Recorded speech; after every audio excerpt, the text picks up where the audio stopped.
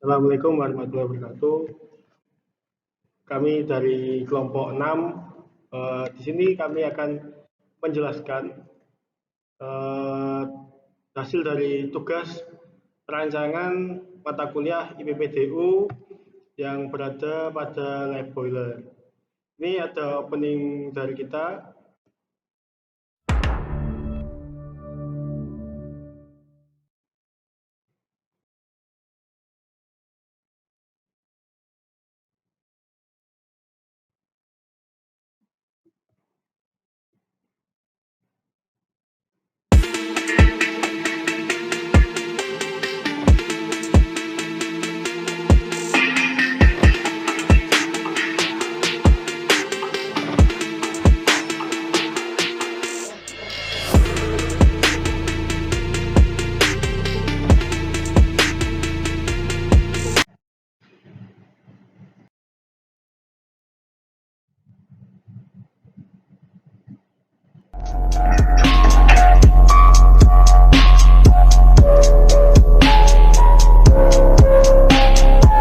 That notion here at night when you're home alone. All this shit in my head, yeah, you don't wanna know. On your knees, begging for your life. I'm a 44 till you don't.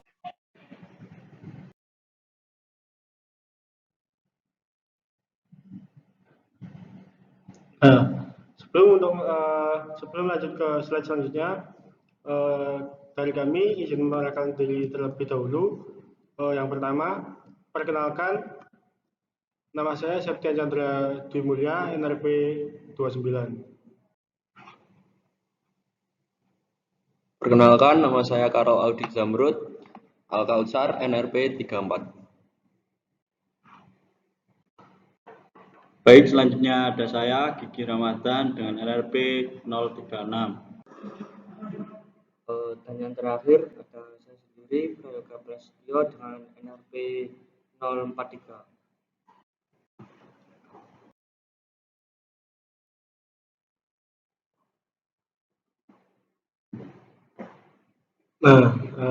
Di sini saya akan menjelaskan beberapa daftar isi yang akan dijelaskan pada materi pada kali ini. Yang pertama ada deskripsi sistem, dijelaskan secara umum melalui gambar BFD, 3D modeling, dan isometri. Lalu juga ada perhitungan, yaitu ada 3 perhitungan di sini, ada perhitungan tebal minimum pipa, perhitungan tebal minimum elbow, expansion yang dalam pipa. Lalu kesimpulan yang berada pada akhir dari slide ini, yaitu ada kesimpulan dan juga saran, dan diakhiri dengan penutup. Untuk selanjutnya ada deskripsi sistem secara gambaran umum. Katel uap atau boiler adalah alat konversi energi yang mengubah air menjadi uap dengan cara pemanasan. Panas yang dibutuhkan air untuk penguapan tersebut diperoleh dari pembakaran bahan bakar pada ruang bakar, katel uap atau boiler.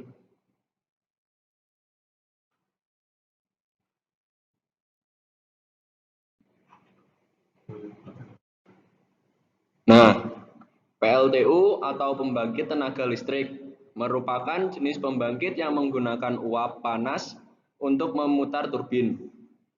Uap panas yang digunakan dapat berasal dari proses penguapan air melalui boiler. Pembangkit ini menggunakan bahan bakar batu bara maupun bahan bakar minyak untuk memanaskan air.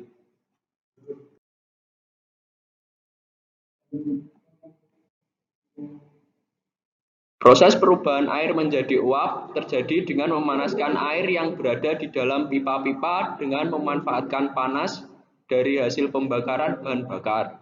Pembakaran dilakukan secara kontinu di dalam ruang bakar dengan mengalirkan bahan bakar dan udara dari luar.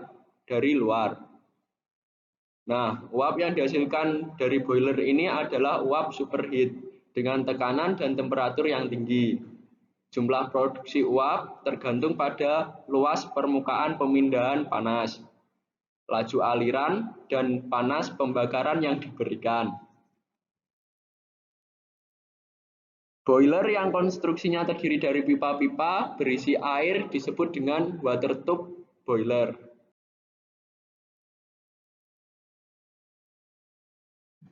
Ini adalah boiler yang berada di lab boiler PPNS. Boiler pada PPNS adalah boiler dengan tipe oil boiler. Ini merupakan jenis boiler yang menggunakan minyak sebagai sumber bahan bakar utamanya untuk memanaskan air dan menghasilkan uap.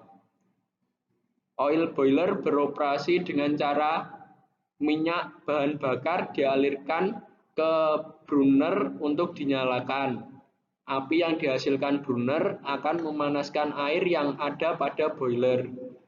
Kemudian, uap tersebut akan dialirkan menuju turbin. Oil boiler dapat mencapai efisiensi lebih dari 90%. Uap yang dihasilkan dapat menjadi tenaga untuk steam turbin dan steam engine yang ada pada lab boiler PPNS.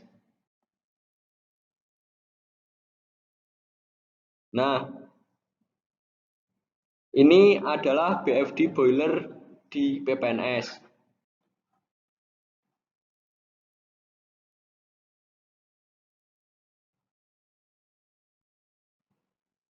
Baik, untuk selanjutnya saya akan menjelaskan mengenai gambar 3D modeling yang kita buat dari superheater menuju ke steam engine, dan kita menggunakan software yaitu AutoCAD 3D modeling. Untuk gambarnya bisa dilihat pada slide. Untuk pipa yang berwarna biru adalah ukuran pipa yaitu sebesar 3 inch, dan untuk yang berwarna abu-abu kita setting menggunakan ukuran pipa yaitu 1 inch, dan yang warna hijau serta warna ungu dengan ukuran pipa setengah inch. Ini tampilan dari sisi lain dari gambar yang kita buat. Ada 3 equipment, yang pertama ada superheater, kemudian steam engine, dan ada condenser. Samping itu kita juga membuat gambar isometri dari sistem perpipaan tersebut, dan sistem isometri tersebut dibagi menjadi 3 spool, ada 5 spool maksud saya. Untuk yang pertama, ini spool yang pertama dengan kode ST01 dengan pipa berwarna hijau. Kemudian ada spool yang kedua ST02 dan pipa berwarna orange seperti gambar pada slide. Nah, untuk yang selanjutnya yaitu ada spool jenis number yang ketiga atau spool yang ketiga ST03 dengan kode 1, bisa dilihat pada slide. Untuk yang kanan juga merupakan spool yang keempat ST02. Terakhir adalah gambar isometri dari plug buat penutup bola jaluran pipa.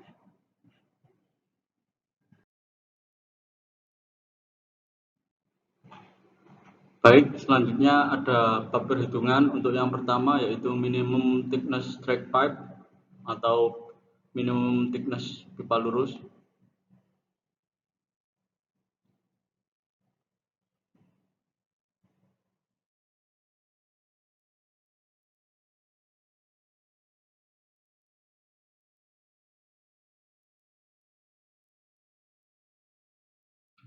Baik, data diketahui di sini yaitu ada 3 diameter pipa yang kita gunakan, yaitu 3 inci, 1 inci, dan juga setengah inci. Untuk DO-nya juga sudah tertera pada layar. Untuk material yang kita pakai di sini ada ASTM A106 grade C. Mohon maaf, di slide tertera grade B.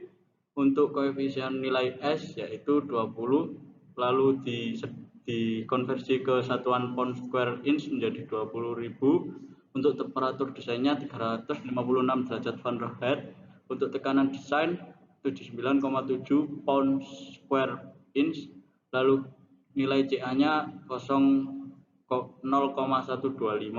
Lalu koefisien E-nya 0,92, koefisien nilai W 1 karena pipa yang kita gunakan berjenis seamless, lalu koefisien Y sebesar 0,4 karena termasuk very-thick pipe.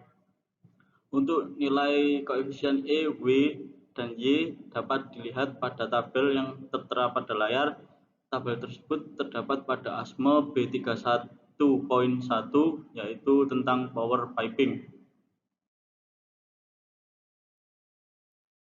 Untuk perhitungannya menggunakan formula P kali DO dibagi 2 dalam kurung koefisien S kali koefisien E kali W ditambah P dikali koefisien Y dan terakhir ditambah nilai corrosion allowance. Untuk contoh perhitungannya, di sini kita memakai diameter pipa yang 3 inch. Untuk hasilnya diperoleh untuk NPS setengah inch diperoleh TM atau tebal thickness minimum 0,127 inch. Untuk NPS 1 inch diperoleh TM-nya sebesar 0,128 inch. Untuk NPS ketiga yaitu 3 inch diperoleh TM sebesar 0,132 inch. Untuk perhitungan selanjutnya yaitu minimum thickness elbow.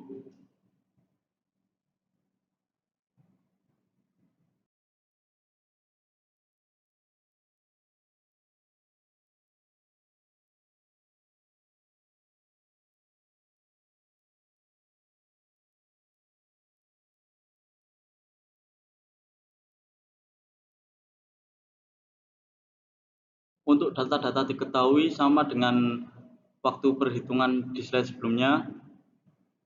Lalu ada tambahan yaitu diketahui nilai radiannya.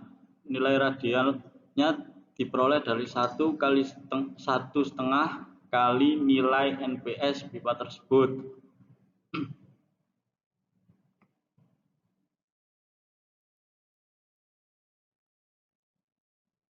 Dengan menggunakan formula P kali DO dibagi 2 dalam kurung S kali E kali garing 2 plus PY dan terakhir ditambah corrosion allowance, di mana garing 2 adalah nilai intrados dan extrados. Jadi untuk menghitung minimum thickness elbow perlu diketahui nilai dari intrados dan extrados terlebih dahulu. Untuk formula intrados dan extrados sudah tertera pada layar.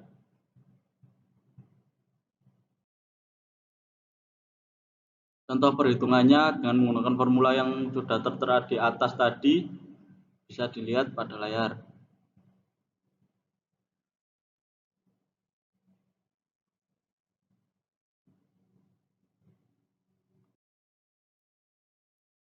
Dengan cara yang sama, berikut hasil dari semua perhitungan dari formula minimum thickness elbow tadi.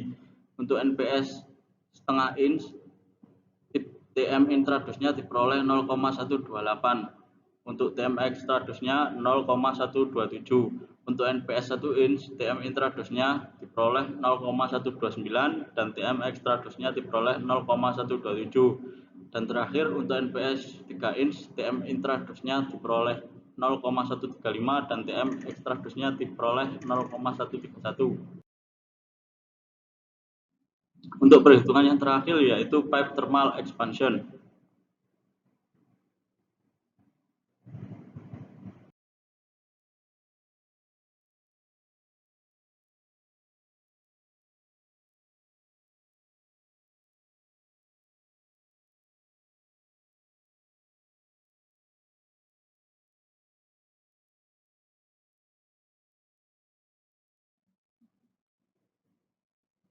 Dengan data yang telah diketahui seperti slide-slide sebelumnya dengan ditambah koefisien C yaitu still tergantung pada delta T-nya. Di sini saya sudah membuat tabel untuk panjang serta temperatur desain dan temperatur kondisi sekitar atau temperatur ambient. Untuk formula perhitungan thermal expansion dapat diperoleh dengan cara C kali L kali delta T kali 12 inch per feet.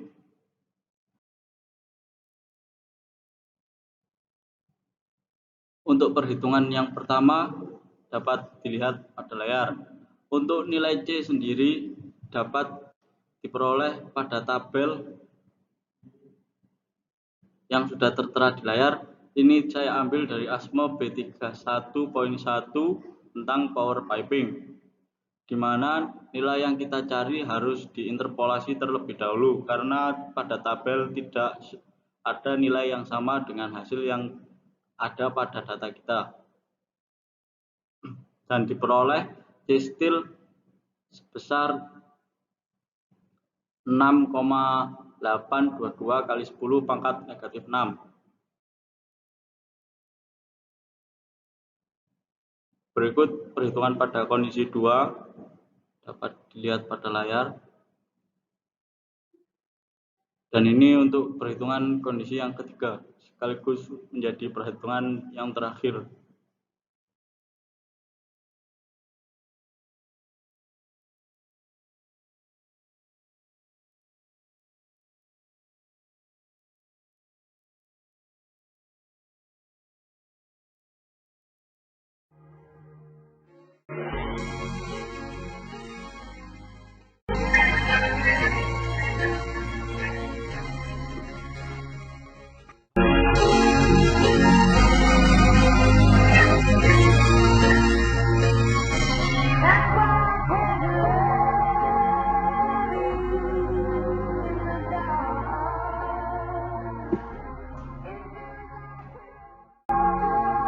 Baik, jadi pada kesimpulannya dari kelompok 6 yang telah dipaparkan, yaitu boiler adalah suatu bejana atau wadah yang di dalamnya berisi air atau fluida lain untuk dipanaskan. Energi panas dari fluida tersebut selanjutnya digunakan untuk berbagai macam keperluan, seperti untuk berbenua, pemanas ruangan, mesin uap, dan lain sebagainya. Dalam proses konversi energi, boiler memiliki fungsi untuk mengonversi energi kimia yang tersimpan di dalam bahan bakar menjadi energi panas yang transfer ke fluida kerja. Untuk rumus yang terjadikan ada rumus perhitungan strength F, rumus perhitungan tingkat satu, dan rumus perhitungan thermal expansion. Lalu jika ada saran pada penugasan kali ini, yaitu dapat memberikan dukungan dalam hal kelengkapan alat-alat di laboratorium boiler agar praktikum dapat melaksanakan praktikum dengan lebih maksimal dan lab boiler dapat menyediakan data yang lebih lengkap. Sekian dari kelompok 6, kurang lebihnya mohon maaf. Saya akhiri. Wassalamualaikum warahmatullahi wabarakatuh.